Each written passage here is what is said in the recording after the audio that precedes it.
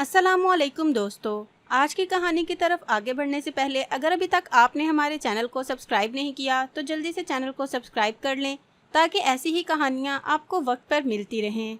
हम लोग सादकाबाद के करीब एक गांव में रहा करते थे। मेरा और आयशा का घर पास पास था। हमारे गांव में लोग लड़कियों की तालीम के खिलाफ थे, लेकिन वहाँ लड़कों को भी आला तालीम हासिल करना नसीब ना थी। लिहाजा मुझे और आयशा को 5वीं के बाद घर बिठा दिया गया। हम लोग सारा दिन एक दूसरे के घर आती जाती और बातें करती, कभी इंडोर गेम खेलती। ताहम आगे बढ़ने का अरमान हम दोनों को था। ये उस वक्त का जिक्र है जब मैं 11 बरस की थी। एक दिन अम्मी ने मुझे बताया कि तुम्हारे चचा लाहौर से अपने बेटे जैन के साथ आ रहे हैं।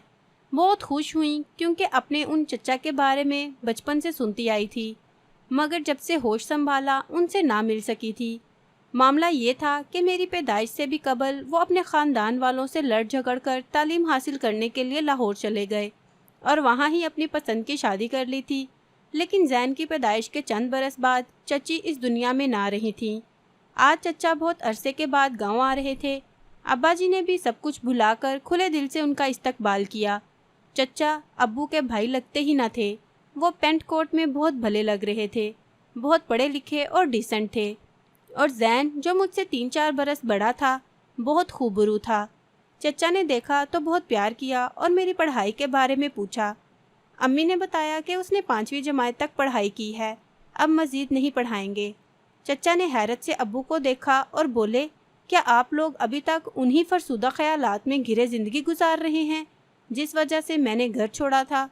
अब्बा जान चचा से ज़्यादा उलझना नहीं चाहते थे, इसी वजह से बात को बदल दिया। ताहम चचा को ये बात खटके जा रही थी कि इतनी खुश शक्ल और समझदार लड़की बेकार घर के कामकाज करके बर्बाद हो रही है और अनपढ़ रह जाने से इसका मुस्तकबिल तारीक लग रहा है। उन्होंने इरादा कर लिया कि मेरी तालीम के लिए अब्बा जी को राज़ी करके रहेंगे। चचा ने अब्बू को मनाने की कोशिश शुरू कर दी। अम्मी भी किसी हद तक उनकी हमायत कर रही थी, क्योंकि वो मेरा मुस्तकबिल रोशन देखना चाहती थी और मैं उनकी इकलौती बेटी थी। वापस जाने से पहले एक दिन चचा ने अब्बा जी से बहुत बहस की और साफ साफ कह दिया कि अगर आप लोग उसे तालीम नहीं दिलवा सकते तो मैं उसे अपने साथ लाहौर ले जाऊंगा और वहाँ उसका दाखिला किसी अच्छे इदारे में करा दूंगा। फिर उस वक्त वापस भेजूंगा जब ये कुछ बन जाएगी। उस वक्त आप लोग अपनी सोच पर शर्मिंदा होंगे। अब्बा जी अपने भाई की ज़िद के आगे हार मान गए। उन्होंने मुझे लाहौर जाने की इजाज़त दे दी। जानती थी कि उन्होंने इजाज़त दिल से नहीं दी, फिर भी मैं जा रही थी क्योंकि अपने वालिदैन के लिए कुछ करना चाहती थी। चचा ने वालिद से मेरा ख्याल रखने का वादा किया। जाने से पहले आखिरी बार आयशा से मिलने उसके घर गई। उसे बताया कि पढ़ने को लाहौर जा रही हूँ। वो अफसुर्दा हो गई, लेकिन फिर बोली, नाजिया तुम ज़रूर जाओ, क्योंकि यहाँ रहते हुए हम लड़कियों का कोई मुस्तकबिल नहीं है। तालीम इंसान को शऊर देती है, इंसान बनाती है। तुम्हें ज़रूर जाना चाहिए। अल्लाह ने तुमको मौका दिया है तालीम हासिल करने का। यकीन है कि तुम्हारे लिए वहाँ जाकर पढ़ना यहाँ की ज़िंदगी से बेहतर होगा। उसने दुआ दी कि खुदा करे तुम कुछ बनकर ही लौटो। ये सब कहकर वो रोने लगी और आवाज़ रिंद गई। मेरी आंखों में भी आंसू आ गए। मैं चचा के साथ लाहौर आ गई। अम्मी ने कहा, बेटी हमसे जुदाई मोल ले रही हो तो फिर हमारी लाज निभाना, कुछ बनकर ही लौटना। तब मैंने कहा था, अम्मी जान वादा करती हूँ कि जब तक कुछ बन ना जाऊँ घर ना लौटूंगी। अम्मी ने तो मुझे मेहनत के लिए कहा और मेरे मुंह से न जाने क्यों ऐसे अल्फाज अदा हो गए। चचा का घर बहुत आलीशान था। उन्होंने मेरा कमरा दिखाया, वो भी खूबसूरत था।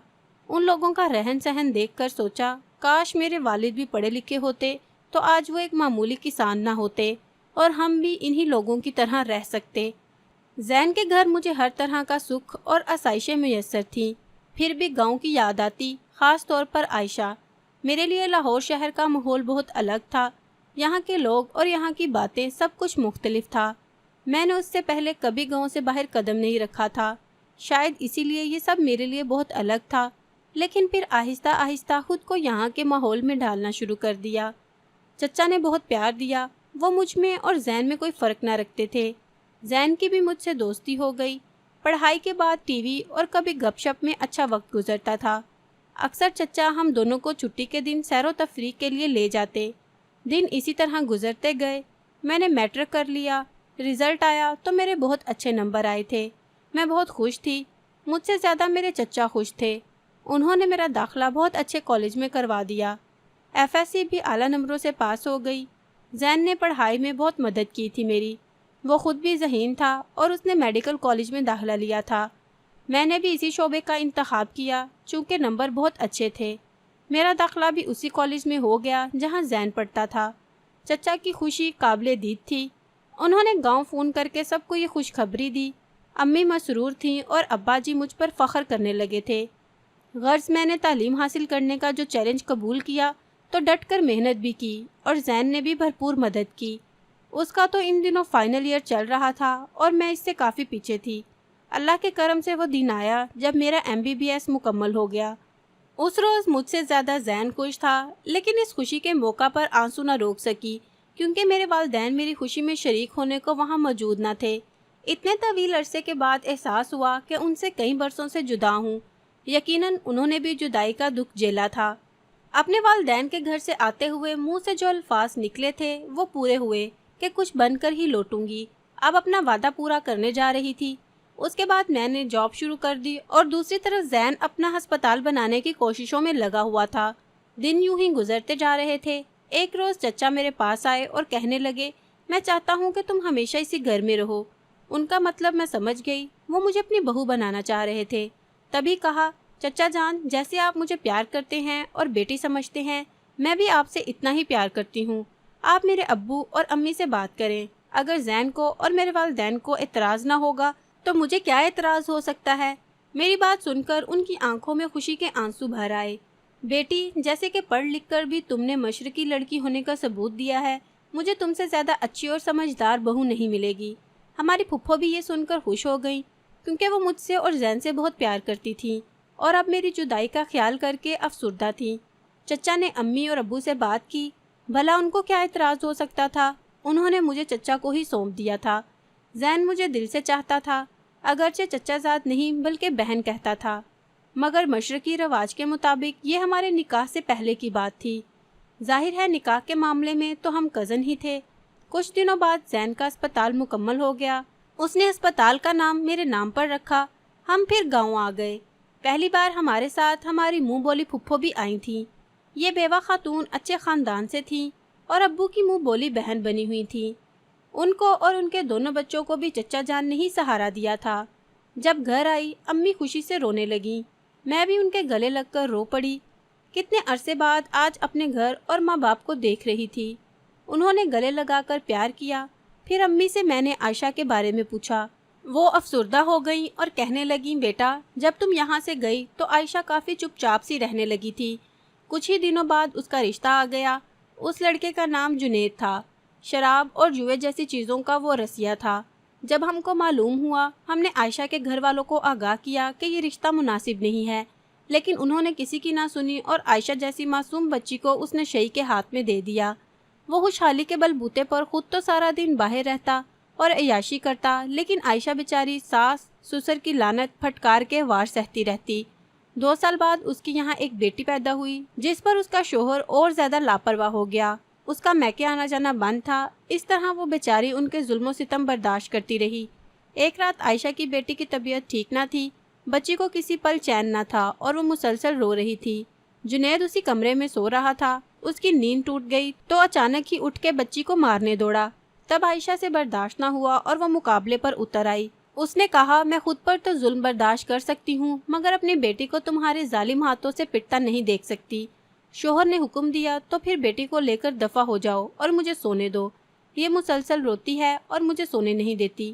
عائشہ نے کہا، یہ تمہاری بھی بیٹی ہے، اگر یہ بیمار ہے تو اس کا ذمہ ہم دونوں نے اٹھانا ہے۔ میں اکیلی ہی کرب بھگتوں اور تم سوئے رہو۔ میں رات کو کہیں نہیں جا سکتی۔ صبح ہوتے ہی جنید اور اس کے گھر والوں نے عائشہ کو اس کے میکے پہنچا دیا اور پھر طلاق دے دی۔ وہ بیچاری میکے آئی تو اس کے بھائی اور بھابھی کو اس کا آنا ناگوار گزرا کہ گھر کے اخراجات بمشکل پورے ہو رہے تھے۔ اوپر سے یہ مصیبت آ گئی۔ انہوں نے کچھ دن ہی اسے اور اس کی بچی کو برداشت کیا اور پھر اس کو دوسری شادی پر مجبور کرنے لگے۔ عائشہ اپنی معصوم بچی کی خاطر دوسری شادی نہ کرنا چاہتی تھی، لیکن بھابھی نے یہ کہہ کر اسے رضامند کر لیا کہ میرا بھائی تمہاری بچی کا بہت خیال رکھے گا۔ اس کا نام انور تھا اور زیادہ عمر ہو جانے کے سبب کوئی اسے رشتہ نہیں دیتا تھا۔ आयशा ने उम्र रसीदा शख्स के साथ ज़िंदगी गुजारने पर सब्र कर लिया, क्योंकि अब इसका कोई ठिकाना न था। कुछ अरसे बाद अनवर को नौकरी से निकाल दिया गया तो बेहद चिड़चिड़ा और बदमिजाज हो गया। अब वो बात बात पर उसको मारता और कहता, जब से तुम ज़िंदगी में आई हो बर्बादी मेरा मुकद्दर बन गई है। अगर तुम और तुम्हारी बेटी मेरी ज़िंदगी में ना होती तो मैं आराम से अपना गुजारा कर लेता, लेकिन अब तुम्हारे होते ये भी मुमकिन ना रहा। एक दिन जबकि उसकी बेटी ने घी गिरा दिया, उसने बच्ची को मारना शुरू कर दिया। बच्ची को बचाने की खातिर आयशा आड़े आई तो उसे भी इस कदर ज़दोकोब किया कि वो बेचारी गुर्दे पर चोट लगने से चल बसी। तब उसने उसकी बेटी को भी उठाकर पटक दिया और वो इस दचके की ताब न लाते हुए हमेशा के लिए खामोश होगी। इसके बाद वो खुद फरार हो गया। आज तक उसका कुछ पता नहीं कहाँ है और ना किसी ने पीछा किया। अम्मी ने जब आयशा के बारे में ये सब कुछ बताया तो मेरी आंखें छलक गईं। मुझसे उसकी दोस्ती मासूम उम्र में हुई थी और बचपन का प्यार इंसान कभी नहीं भुला सकता। आज भी जब उसका ख्याल आता है तो मेरे आंसू निकल आते हैं। आज मैं अपने घर में जैन और अपने बेटे के साथ आइडियल ज़िंदगी गुजार रही हूँ। यकीनन कभी न कभी आयशा ने भी इस ज़िंदगी की ख्वाहिश की होगी, लेकिन उस मासूम का अंजाम अफसोसनाक हुआ। मेरी कहानी से वालिदैन को ज़रूर ये सबक मिलेगा कि वो अपने बच्चों की तालीम पर ज़ोर दें, ताकि वो मुआशरे की सख्तियों का मुकाबला करने और अपने बलबूते पर ज़िंदगी गुजारने के काबिल बने। बेशक आयशा अगर तालीम याफ्ता होती तो इतने जुल्म सितम बर्दाश्त न करती, मगर उसके पास तालीम की दौलत ना थी, तभी उसका ऐसा भयानक अंजाम हुआ। तो दोस्तों, ये थी आज की हमारी कहानी। उम्मीद है आपको पसंद आई होगी। आज की वीडियो के बारे में अपनी राय कमेंट बॉक्स में ज़रूर बताएं। तो मिलते हैं एक और नई वीडियो के साथ, तब तक के लिए इजाज़त दें। अल्लाह हाफिज़।